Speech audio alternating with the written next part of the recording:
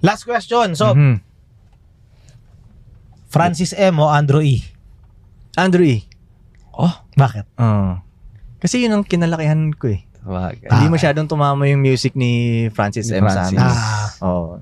Pero hindi ko sinasabing mas magaling si mas magaling si ganyan. Doon ka lang mas pamilyar. Mas familiar ako eh. Mas Reference mo lang. naka-relate ako kay Andrew E. dati. Yeah. Okay. Isa siya sa mga influence mo pagdating sa rap. Isa din, hindi, pagdating sa rap, mas sa life, minsan tinitingnan ko rin yung mga ibang galawan niya. Okay. Hindi naman siya masyadong mentor sa akin. Pero nasa maikling time na nagkasama kami, marami akong na pick up na Matalino sa pera si Andrew E. matalino si Negosyante. ewan ko lang pagdating sa pera, pero yung akala ng mga tao kenkoy lang siya. Hindi, malalim din siya. Malalim siya. Malalim si Daming Andrew. wisdom. Mayaman yan, boss. Malalim siya. Matalino siya. Marunong siya marunong siya gumalaw din.